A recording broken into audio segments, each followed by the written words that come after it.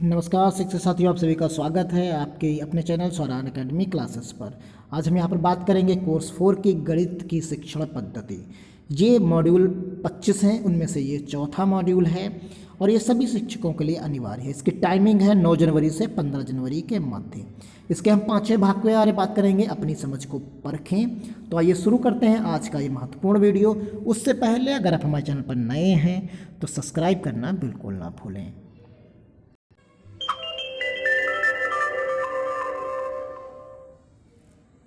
देखिए यहाँ पर हम आज भाग 5 करेंगे, गणित की शिक्षण पद्धति आकलन। इस एरो से हम आगे बढ़ जाएंगे और जैसे ही पढ़ेंगे तो पहला क्वेश्चन हमें मिलेगा। प्रभा जी अपनी पहली कक्षा में संख्या सिखाने के लिए इन दो उद्देश्यों को चुनती हैं। पहला उद्देश्य, बच्चे सही क्रम में संख्याएं बोल पाएं। दूसरा, बच्चे संख्याओं को सही क्रम में संख्या रेखा पर अंकित कर पाएं। तो इसमें से कौन सा चुनाव सही होगा? तो इसका जो ऑप्शन पहला है वो आप देखेंगे इसका विकल्प सही माना गया है। देन सेकंड क्वेश्चन की बात करते हैं। अनिल जी की कक्षा में एक बच्चा गेंदों की जगह बदलने पर उनकी गिनती करने में गलतियां कर रहा है। तो यहाँ जो ये क्वेश्चन है इसमें एक ही विकल्प हमें चुनना है, तो ये पूर्व संक्रियात्मक इसका ऑप्शन सही होगा। नेक्स्ट क्वेश्चन की तरफ चलते हैं। क्वेश्चन नंबर 3 में सुहेब जी की कक्षा में गुणा करते हुए बच्चे अक्सर संख्याओं को जोड़ने में गलतियाँ कर रहे थे।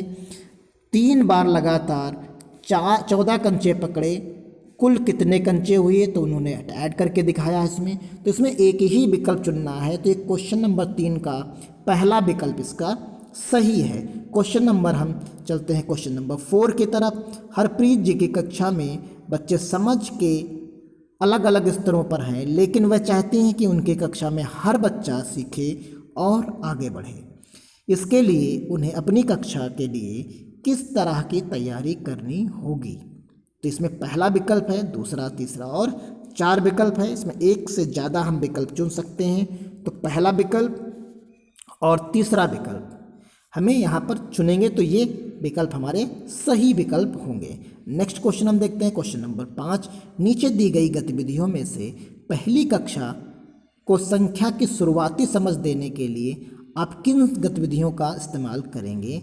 आप एक से अधिक विकल्प चुन सकते हैं। तो यहाँ एक से अधिक विकल्प चुनने हैं तो हम पहला चुनेंगे, दूसरा चुनेंगे और तीसरा विकल्प हम चुनेंगे। तो यहाँ तीनों विकल्प हमारे ऊपर के सही हैं और सबमिट कर देंगे, आपका विकल्प सही है। इस प्रकार हम अगले क्वेश्चन की तरफ चलेंगे। क्वेश्चन नंबर 6, जरा इस इबारती सवाल को देखिए। सूची और उसके दोस्तों के पास एक थैले में 24 टॉफ़ी हैं। वह इन्हें बराबर आपस में बांटना चाहती हैं और सभी को बांटने के बाद 6 टॉफ़ी मिलती हैं। तो बताइए दोस्तों की कुल कितनी संख्या? एक बच्चा इस सवाल के जवाब में लिखता है 24 गुणे 6 बराबर 144। क्या आप बता सकते हैं कि इस बच्चे ने किस तरह की गलती की है? तो यहाँ जो क्वेश्चन नंबर 6 है उसका 3 है, यानी उसने प्रक्रिया से जुड़ी जो गलती है वो उसने की है। यहाँ पर हमारा ऑप्शन नंबर जो है तीसरा, अवधारणाओं से, यहाँ पर अवधारणाओं से जुड़ी उसने गलती की है, प्रक्रिया उसने की। और यहाँ पर जो तीसरा ऑप्शन हमारा है क्वेश्चन नंबर 6 का वो सही है। तो यहाँ पर आप देख सकते हैं बच्चा इबारती में दी गई जानकारियों को समझ के संक्रिया चुनने में गलती कर रहा है। इस परिस्थिति में बच्चे ने गुणा करने की प्रक्रिया बिल्कुल ठीक तरीके से इस्तेमाल की है, इसलिए दूसरा विकल्प गलत है। पहला विकल्प भी गलत है क्योंकि यह गलती किसी खास जानकारी को ना दोहरा पाने के कारण हुई है। तो यहाँ पर तीसरा इसका विकल्प सही था। भिन्न की अवधारणा को समझने में हो रही गलतियों से निपटने के लिए कक्षा में आप कौन सी गतिविधियाँ चुनने में सबसे उपयुक्त विकल्प चुनेंगे? तो सवाल नंबर 7 का हमारा ऑप्शन है पहला और ऑप्शन नंबर 3 सही होगा। भिन्न से जुड़ी गलतियों को कक्षा में बिना नाम के समूहों में बांट देंगे और फिर बच्चों को उन पर चर्चा करने के लिए प्रेरित करेंगे।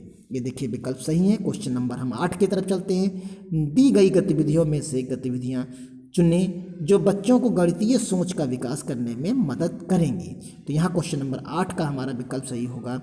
दूसरा और तीसरा विकल्प यहाँ पर सही होगा और सबमिट कर देंगे। इस प्रकार देखेंगे दूसरा और तीसरा विकल्प सही है।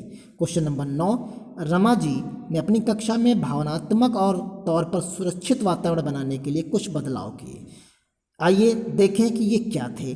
तो ये विकल्प होंगे तीसरा और चौथा सही होगा।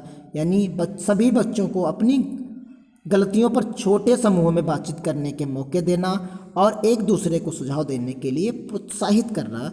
और यहाँ चौथा होगा बच्चों को बताना कि एक दूसरे का काम जांचते समय एक दूसरे के विचारों का सम्मान कैसे किया जाए। इन सभी बदलावों में से आपके अनुसार कौन से सही विकल्प थे?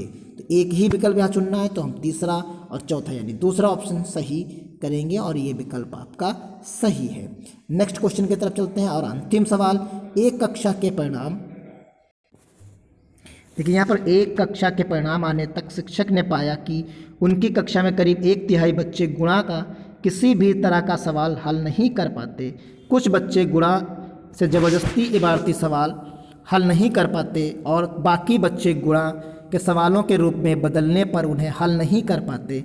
इस समस्या से निपटने के लिए शिक्षक को किस तरह के समूहों के बच्चों को गुणा सिखाना चाहिए? तो यहाँ जो ऑप्शन क्वेश्चन नंबर 10 का बनता है वो बहुस्तरीय समूहों में जो है ऑप्शन हमारा सही बनता है। तो इस प्रकार हमारे 10 के 10 क्वेश्चंस हो जाते हैं। आप सभी का वीडियो देखने के लिए भी धन्यवाद और आपके सभी 10 सवाल सही हो गए हों। उम्मीद करता हूँ आपको ये वीडियो अच्छा लगा होगा और आप शेयर जरूर करेंगे, अपने दोस्तों शिक्षक साथियों तक भी पहुँचाएँगे।